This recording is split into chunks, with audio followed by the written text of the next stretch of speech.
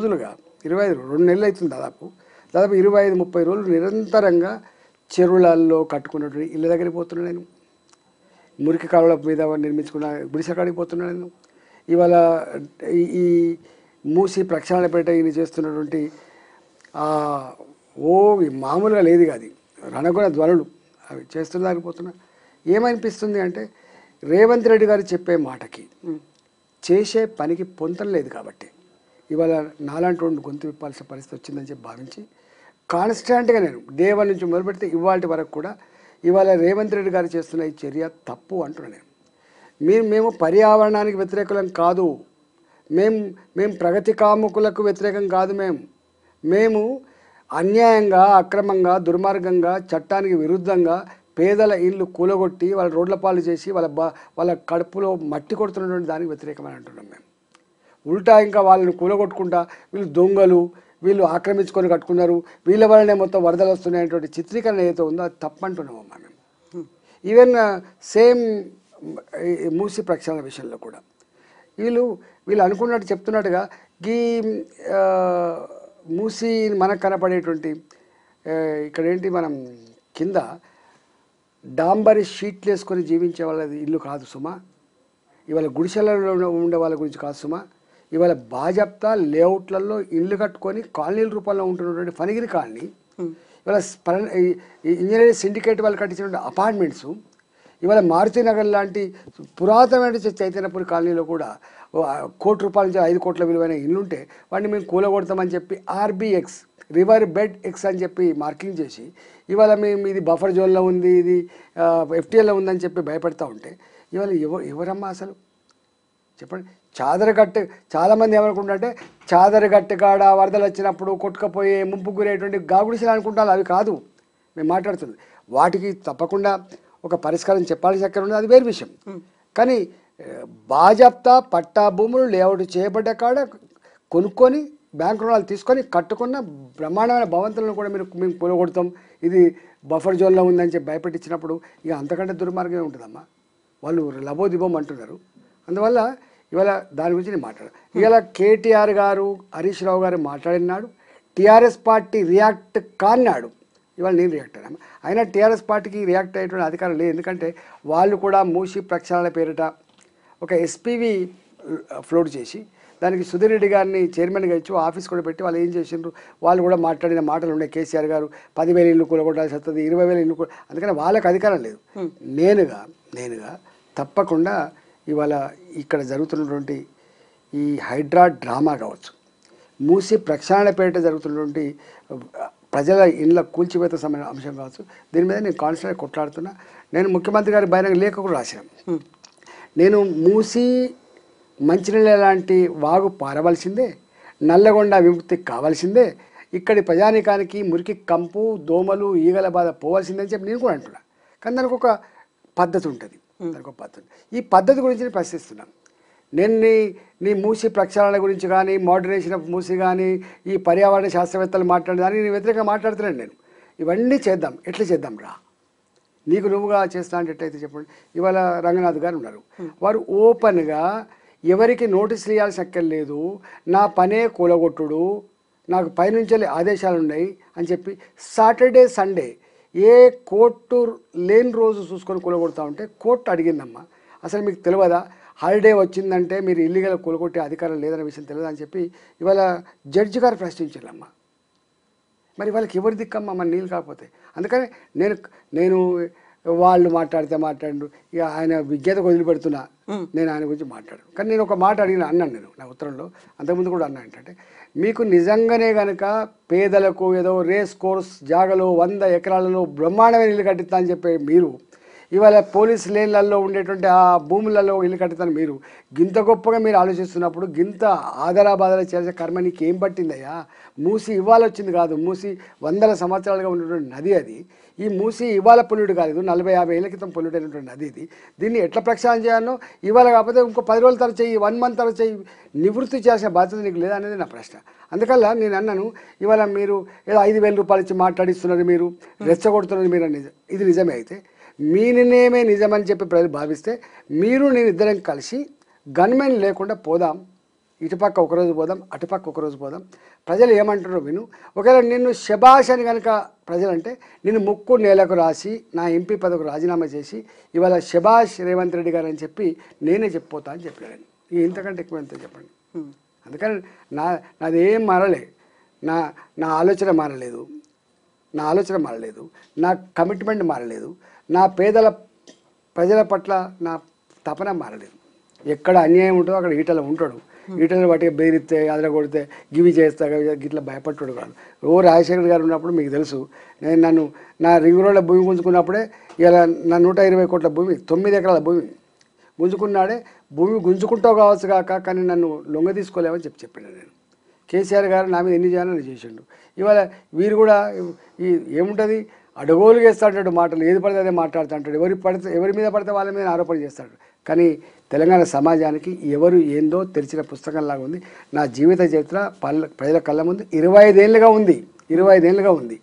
అందుకనే ఇలా నన్ను కేసీఆర్ గారు హుజురాబాద్లో ఎన్ని చేసిందమ్మా నా మీద, అంటే చేయని ప్రయోగం ఉందా, ఖర్చు పెట్టని పద్ధతి ఉందా, లొంగ తీసుకొని నాయకులున్నారా, ఇవన్నీ హామీలు ఉన్నాయి, అన్నీ చేసిండు. అన్నీ చేసిన తర్వాత కూడా కేసీఆర్ చేస్తుందా అన్యాయమైంది, దుర్మార్గమైందని చెప్పి పొందబెట్టిండు. ఇవాళ రేవంత్ రెడ్డి గారు కూడా ఇవాళ మా మీద వీళ్ళు కాలకీయ కూటమి అని, మరి కాలకీయులు అంటే నాకు తెలియదు, రాక్షసులు వీళ్ళు సంఘ విద్రోహ శక్తులు లెక్క మీరు ప్రగతిని అడ్డుకుంటున్నారని చెప్పేది మాట్లాడుతున్నారు.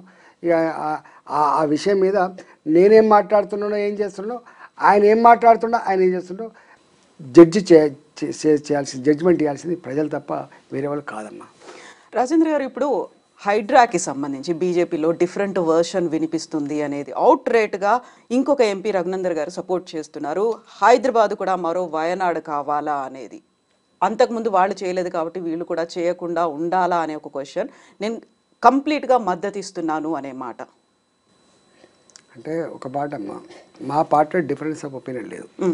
స్వయంగా మా రాష్ట్ర పార్టీ అధ్యక్షులు కేంద్ర మంత్రి కిషన్ రెడ్డి గారు ఉత్తరం రాసింది, మీరు చూడండి. మేము మాట్లాడుతున్నాం, మా పార్టీ అందరూ మాట్లాడుతున్నాం.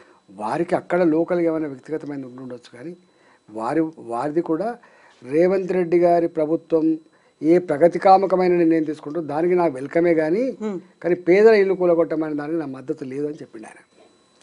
దేనికైనా ఒక లీగల్ ప్రొసీజర్ ఉంటుంది, ఆ ప్రొసీజర్ ఫాలో కావాలని చెప్పిండు ఆయన ఎక్కడ డిబేట్ కాలేదు. అందుకని భారతీయ జనతా పార్టీ ఒకటే వాయిస్తో ఉంది, ఒకటే ఎజెండాతో ఉంది, పేదల పక్షాన్నే ఉంది Bharatiya Janata party. So supreme court ఇచ్చినటువంటి తీర్పే అల్టిమేట్ తీర్పు, ఇంకా ఆ తర్వాత ఏ కోర్టుకు వెళ్ళినా లాభం ఏంటి, ఇప్పుడు వీళ్ళు హైకోర్టు దాకా వెళ్ళడం లేకుంటే అక్కడ స్టేస్ తెచ్చుకోవడం అవసరమా అనే మాట రఘునందన్ అంటున్నారు.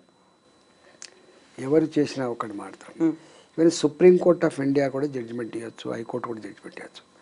మారిన పరిస్థితులకు అనుగుణంగా ఎప్పటికప్పుడు ఇట్లాంటి ఇష్యూస్ని సమీక్షించాల్సిన బాధ్యత ప్రభుత్వాల మీద ఉంటుంది, కోర్టుల మీద ఉండదు. కోర్టులకు ఏముంటుందమ్మా, ఇప్పుడు చెరువులు వాటర్ బాడీ డిస్మాండిల్ చేయొద్దు. కానీ సుప్రీంకోర్టు జడ్జిమెంట్ ఉన్నప్పటికి కూడా ఇవాళ బతుకమ్మ కుంట ఎక్కడ పోయింది, యూసుఫ్ కూడా చెరువు ఎక్కడ పోయింది, మాసప్ ట్యాంక్ చెరువు ఎక్కడ పోయింది, ఇంతెందుకమ్మా నీ హుస్సేన్ సాగర్ మక్తా కట్టబడేటువంటి మొత్తం కాలనీలు కట్టబడ్డాయి. ఆ తదుపరి కదా మీకు ఇది వచ్చింది, ఈ రోడ్ వచ్చింది, నక్లెస్ రోడ్ వచ్చింది. నక్లెస్ రోడ్ వచ్చిన తర్వాత కూడా కదా ఈ జలవిహారాలు వెలిసినాయి. నక్లెస్ రోడ్ వచ్చిన తర్వాతనే కదా ఇవాళ అనేక రకాల ఫుడ్ కోర్టులు అయినాయి, అక్కడ పెద్ద జాతర లెక్క అయినాయి. అందుకని ప్రభుత్వాలు చేసినాయి. ఈవెన్ ఇంతెందుకు కరీంనగర్లో ఉన్న కలెక్టరేట్ కూడా చెరువులో కట్టబడ్డదే, మునిగిపోయింది. నా కమలాపూర్లో కట్టబడ్డటువంటి ఎంఆర్ఓ ఎంపీడో ఆఫీస్ ఒక చెరువులో మునిగిపోయిందే. ఇవాళ ఇక్కడ చాలా చెరువులు ఇప్పటికీ డిస్మాంటిల్ అయిపోయినాయి. ప్రభుత్వమే చేసింది, ప్రభుత్వమే డిస్మాంటిల్ చేసి ప్రజల అవసరం కోసం వాడుకున్నది ప్రభుత్వమే. అక్కడక్కడ ఈ చెరువులలో పట్టాలు ఇచ్చింది, 60 గజాలు 80 గజాలు పట్టాలు ఇస్తే 40 ఏళ్ల క్రితం 50 ఏళ్ల క్రితం వాళ్ళు ఇల్లు కట్టుకున్నారు వాళ్ళు. కొంతమంది అయితే అసలు ఈ పట్టాలు పొందినప్పటికి కూడా మళ్ళీ ఎప్పుడైనా ఇబ్బంది అవుతుందని చెప్పి ఎల్ఆర్ఎస్ కింద రెగ్యులైజ్ చేసుకున్నారు. గుర్తుపెట్టుకోండి, ప్రభుత్వాలు ఇచ్చినాయి అవన్నీ. దాని మీద వాళ్ళను ఒక వ్యూ తీసుకోవాల్సి అక్కడ ఉండదు. గత ప్రభుత్వాలు చేసినటువంటి తప్పుకు చెంపలేసుకొని వాళ్ళ ఇంటి జాగకు వాళ్ళ ఇల్లు కట్టుకునేటువంటి దానికి వాల్యూ కట్టించి వాళ్ళకి ఎక్కడ రీప్లేస్మెంట్ చేసేటప్పుడు వాళ్ళకి అమికబుల్గా ఒక సొల్యూషన్ ఉండాలి. కానీ నువ్వు అర్ధాంతరంగా పోయి ఇప్పుడు ఏమైపోయిందంటే బయట జనానికి అంతా ఏం తెలుస్తుందంటే వీళ్ళంతా దొంగల్లాగా సొరబడి కట్టుకున్నారు అనుకుంటాను. వీళ్ళు దొంగల్లాగా సొరబడి కట్టుకోలే. వీళ్ళకు బాజాప్తా ప్రభుత్వమే పట్టాలు ఇచ్చింది. లేదా పట్టా భూములలో ఈ చెర్లల్లో ఉండేటువంటి ఈ ఎఫ్ఆర్ఎల్ లోపల ఉన్నటువంటి బఫర్ జోన్ భూములు కానీ లేదా ఎఫ్టీఎల్ భూములు కానీ ఈ భూములకు ఆనాడు ఇదే ప్రభుత్వాల అధికారులు వాళ్ళకు లేఅవుట్లకు పర్మిషన్ ఇచ్చిండ్రు, వాళ్ళకు బ్రహ్మాండంగా పర్మిషన్ ఇచ్చిండ్రు కట్టుకోవడానికి, లోన్లు కూడా తెచ్చుకొని కట్టుకున్నారు. అట్లాంటి వాటిలలో దొంగలు అంటే ఏమైందమ్మా, బాధ అనిపించదా చెప్పండి. అందుకనే రేవంత్ రెడ్డి గారు ఇట్లాంటి అన్నీ ఉన్నాయి కాబట్టి, అనేక రకాల జటిలమైన సమస్యలు ఉన్నాయి కాబట్టి కేస్ బై కేస్ స్టడీ చేయాలి. నేను ఒక చిన్న ఎగ్జాంపుల్ చెప్తా. ఈవెన్ గవర్నమెంట్ భూములలో కూడా కట్టుకున్న వాళ్ళు ఉన్నారమ్మా. జొన్నల బండ అని చెప్పి అలవాలు పక్కపడి ఓల్డ్ అలవాలు పక్కపడి ఉంటుందండి. అదొక 27 ఎకరాలు 25 ఎకరాల భూమి. అది సర్ప్లస్ ల్యాండ్ కింద వదిలిపెట్టబడ్డ భూమి. అంటే అక్కడ ఒక ఆయన ఎక్కడ అని ఇదని అడిగినాడు. నేను ఇక్కడనే పుట్టేసారు అన్నాడు. నీ వయసు ఎంత అని అడిగినాడు. నాది 67 సంవత్సరాలు చెప్పాడు. అంటే 67 సంవత్సరాల క్రితం ఇక్కడే పుట్టిన మనిషి, అంటే వాళ్ళ తాతను తండ్రి వచ్చారు. గప్పుడు కట్టుకున్న కాలనీకి ఇవాళ వచ్చి నోటీసులు ఇచ్చిందమ్మా.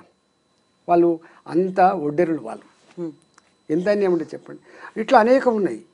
ఇవాళ ఒక్క మాటలో చెప్పాలంటే సాటర్డే సండే వచ్చిందంటే హైదరాబాద్లో ఉన్న పేద ప్రజలంతా కూడా కంటి మీద కొనుక్కు లేకుండా ఎటువైపు నుంచి రోజులు వస్తాయని చెప్పి బిక్కుమంటూ బతికే వాతావరణం కల్పించిండ్రు. ఇవాళ ఇంత జరుగుతున్నా కూడా రేవంత్ రెడ్డి గారు మాత్రం ఎక్కడగా ఉద్యోగాలు వచ్చినాయి, వాళ్ళకి సర్టిఫికేట్లు ఇవ్వాలి. వీళ్ళు నియామక పత్రాలు ఇచ్చే కాడ కూడా హైడ్రా గురించే మాట్లాడుతున్నాడు, కూల్చివేత గురించి మాట్లాడుతున్నాడు. నువ్వు ఎక్కడ మైకు దొరికినా ఈ మధ్యకాలంలో హైడ్రా గురించి మాట్లాడతాడు, కూల్చివేత గురించి మాట్లాడతాడు. ఇక మనసు మంచిగా లేకుండా మమ్మల్ని కూడా తిడతాడు. ఇదే ఆయన పని తప్ప ఇంకుంటున్నాము. సో ఇప్పుడు మీరు చెప్తోంది అక్కడ 60 ఏళ్ళు 70 ఏళ్ల కింద ఇల్లు కట్టుకున్నారు కాబట్టి వాళ్ళని కన్సిడర్ చేయాలి, వాళ్ళు ద్రోహులు కాదు బాధితులుగా చూస్తున్నప్పుడు ఇప్పుడు మనం భవిష్యత్తు గురించి ఆలోచించాలంటే చెరువులు మన పర్యావరణం గురించి ఆలోచించాలా, లేకుంటే చెరువులను ఎట్లా రీకన్స్ట్రక్ట్ చేసుకోవాలని చూడాలా, అక్కడ బాధ్యులు ఎవరు వాళ్ళని శిక్షించాల్సినటువంటి అవసరం ఉందా, దేన్ని మీరు బ్యాలెన్స్ చేయాలని అనుకుంటున్నారు? శిక్షించాల్సింది మొట్టమొదలు పట్టాలు ఇచ్చిన ముఖ్యమంత్రిని శిక్షించాలి, ప్రభుత్వ పెద్దల్ని శిక్షించాలి, పర్మిషన్ ఇచ్చిన అధికారులను శిక్షించాలి. అది ఎవరి తరం కాదు, పక్క పెట్టిగా. కానీ నేనేమంటున్నా అంటే, నేను ఇప్పటికే చెప్పిన బతుకమ్మకుంటా ఎవడు మాయం చేసిండు, మాసప్ ట్యాంక్ చెరువును ఎవరు మాయం చేసిండ్రు, ఇవాళ కృష్ణకాంత్ వెలిసిన పార్క్ కింద ఉన్న యూసుఫ్గూడ చెరువు ఎవరు మాయం చేసిండ్రు, ఇవన్నీ నేను దాని జోలికి పోతున్నాను. నేనేమంటున్నా అంటే, ఇవాళ చాలా సంవత్సరాల తర్వాత ఏ చెరువులు అయితే మిగిలినాయో ఆ చెరువులన్నీ కూడా ఒక కట్టనే ఉంటుంది. జనరల్గా చెరువుకు కట్ట ఉంటుంది, చుట్టూ బండి పోసిండమ్మా. ఇప్పుడు మునుపట్లకి లేదు, ఇప్పుడు చుట్టూ బండి వేసిండు. బండి వేసి దానికి ఫెన్సింగ్ కూడా చేసిండు, లింక్ జాలతో ఫెన్సింగ్ కూడా చాలా చెరువులు చేసిండు. నేనేమంటున్నా అంటే, ఆ చెరువులు ఏవైతున్నాయో నిజంగానే నీకు విదేశీ పక్షులు రావాలి, కిలకిల రావాలి, వినాలి, బ్రహ్మాండమైన పూల వనాల లెక్క ఉండాలి, మా పోరగాళ్ళు పోయి మళ్ళీ ఈత కొట్టుకోవాలి, మా పిల్లగాళ్ళు పోయి చేపలు పట్టుకోవాలి, భూగర్భ జలాలు గొప్పగా ఉండాలి, ఇవన్నీ కావాలంటే మొట్టమొదటి నువ్వు చేయాల్సిన పని అంటే ఇవన్నీ మొత్తం డ్రైనేజీ కంపు వాసనతో ఇవాళ ప్రజల ఆరోగ్యానికి ముంపుగా పరిణిస్తుంది. దాన్ని ఎట్లా క్లీన్ చేస్తావు చూడు. నేను అడుగుతున్నా, ఏ చెరువు కన్నా పోదాం మనం. నీ హుస్సేన్ సాగర్ చెరువుకి రాకుండా నువ్వు రా, అలవాల్ చెరువు పోదాం, ఇవాళ బోయినపల్లి చెరువు పోదాం, నా సూరారం చెరువు పోదాం, నువ్వు ఎక్కడికైనా రా, నువ్వు సెఫిలిగూడ చెరువు పోదాం, ఎక్కడికైనా రా. ఎక్కడన్నా ఒక చెరువులో చేపలు పెంచుకునే వాతావరణం ఉందా? ఎక్కడన్నా ఒక చెరువులో ఈత కొట్టే వాతావరణం ఉందా? చేతులు పెడితే తిమ్మతిమ్మ అంటాయమ్మా చేతులు పెడితే. మరి వాటిని ఫస్ట్ ఏం చేయాలంటే ఈ మురికినంతా కూడా అందుకు రాకుండా చేసి మొట్టమొదలు వర్షం నీళ్ళతో నింపేటువంటి ప్రొవిజన్ పెట్టు. దానికి ఎన్ని వేల కోట్లు అయితే నాకు తెలియదు. పెట్టిన తర్వాత ఇంకా బ్రహ్మాండం ఇంకొంచెం నీళ్ళు ఎక్కువ స్టోర్ చేసుకోవాలి పెట్టు. ఇంకొక దానంతా మొత్తం పూటికతో నిండిపోయినాయి, అవి తపాల లెక్క మారిపోయినాయి. చెరువు అంటే ఎట్లుంటుందో మీకు తపాల లెక్క మారిపోయినాయి. ఇవాళ 5 ఫీట్ల లోతుంది అనుకోండి, దాన్ని 15 ఫీట్ల కొట్టరాదు, 5 ఫీట్లు ఉంటే 20 ఫీట్ల కొట్టరాదు. బ్రహ్మాండంగా చెయ్యి, నిల్వ ఉంచుకో. నీళ్ళు భూగర్భ జలాలు మంచి బ్రహ్మాండంగా ఉంటాయి, విదేశీ పక్షులు వస్తాయి, పర్యావరణవేత్తలంతా కూడా సంతోషపడతారు. గా పని ముందు చేయరాదు. రెండో పని, ఇవాళ మూసీ గురించి మాట్లాడుతున్నారు మీరు. మూసీ నది ఇలా నల్లగొండ జిల్లా ప్రజానికానికి 2 రకాల బాధలమ్మ. ఒక బాధనేమో ఫ్లోరైడ్ బాధ, రెండో బాధనేమో దీని పరివాహక అప్ టు సూర్యాపేట దాకా. సూర్యాపేట అయితే తాగే నీళ్ళ లెక్కనే వాడతారు వీటిని, పొలాల్లో కూడా కలిసి. ఇంత దుర్గంధపూరితమైన ఈ జలాలని మీరు దాన్ని ఫస్ట్ అయితే ఈ విషతుల్యం లేకుండా అయితే చేయరాదు. రసాయనాలు రాకుండా డ్రైనేజీ రాకుండా, లేదా డ్రైనేజీ ఇడిచిపెట్టినప్పటికి కూడా దానికి ఇప్పుడు ఎస్టీపీ ప్లాంట్ పెట్టి ఏదైతే మేము ఒక్కొక్క దగ్గర బాటిల్ మీద రాసి ఉంటాయి మా వాటర్ మీద, కొన్ని వాటర్ బాటిల్ మీద ఏం రాసి ఉంటాయి, మేము డ్రైన్ వాటర్ నుంచి ఈ వాటర్ తెచ్చినామంటారు. అంటే గంత టెక్నాలజీ ఉన్నట్లు లెక్క. ప్యూరిఫై చేసి తీసుకొచ్చినవి తాగొచ్చు. మరి గంతగా బాటిల్ మీద మేము డ్రైన్ నుంచి వెళ్ళి తీసుకొచ్చిన వాటర్ అని చెప్తున్నప్పుడు, డ్రైన్ వాటర్ అన్నప్పుడు ఇప్పుడు సూర్యాపేట పోయిన తర్వాత తాగే నీళ్ళు లెక్క మారుతున్నాయి, న్యాచురల్గానే మారుతున్నాయి అన్నప్పుడు టెక్నాలజీ అయితే అంత గొప్పగా ఉండుంటాయి కదా. మరి ఆ టెక్నాలజీ తెచ్చి మొట్టమొదటిగా మీరు చేయాల్సింది ఏంటంటే ఇది ఎఫ్టీఎల్, ఇది బఫర్ జోను, ఇది జోను, ఇవన్నీ పక్కకు పెట్టి ఫస్ట్ మూసీ నది 55 కిలోమీటర్ల పరిధి అయితే ఉందో మీరు అంటున్నారు, ఆ 55 కిలోమీటర్ల పరిధిలో సుక్క విషతుల్యమైన నీరు లేకుండా సాఫ్ చేసే టెక్నాలజీ అని ఉందా? మీరు ప్రపంచవ్యాప్తంగా టెండర్లు పిలవండి, ఆ పని చేయండి. నెంబర్ 1. నెంబర్ 2, ఆ తదుపరి మీకు ఏం కావాలి? మీకు కావాల్సింది హైదరాబాద్ మునగకుండా ఉండాలి. హైదరాబాద్ ముంపుకు గురి కావడానికి చెరువులు కారణం కాదు, హైదరాబాద్ ముంపుకు గురి అయ్యడానికి కేవలం మూసి మాత్రమే కారణం కాదు. హైదరాబాద్లో ముంపుకు గురి కావడానికి 3 కారణాలు ఉన్నాయండి. ఒకటి, ఏ చెరువు అయితే మత్తడి పడుతుందో ఆ చెరువు మత్తడి నీళ్ళు పోయేటువంటి కాలువలన్నీ కూడా తిన్నగా అయిపోయినాయి. ఒకప్పుడు 50 ఫీట్లు 60 ఫీట్లు ఉండేటువంటి కాలువలు ఏవైతున్నాయో, వాగులు ఏవైతున్నాయో అవి 10 ఫీట్లకు మారిపోయినాయి. ఇప్పుడు నువ్వు ఇల్లు కూల కొట్టి మళ్ళీ నువ్వు వాగులు కొత్తగా వేయలేవు.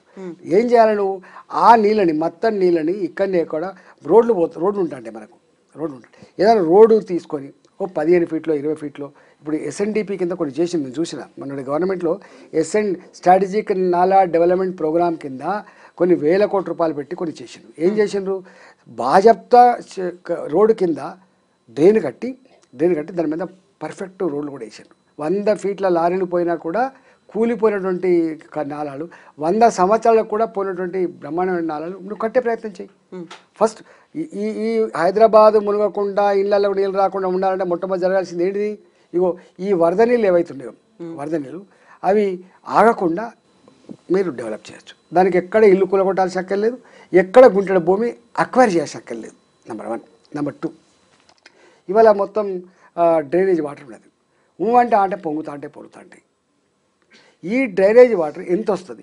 ఒకప్పుడు మనకు మీరు ఇంతెందుకమ్మా కూకటపల్లి కాలనీ ఉంది, లేకపోతే అంతటా కూడా మీరు మా దగ్గర కాలనీ కానీ అన్ని సింగిల్ ఫ్లోర్ హౌసెస్ ఉండే. ఒకప్పుడు మీరు కూకటపల్లి మొత్తం సింగిల్ ఫ్లోర్ హౌసెస్.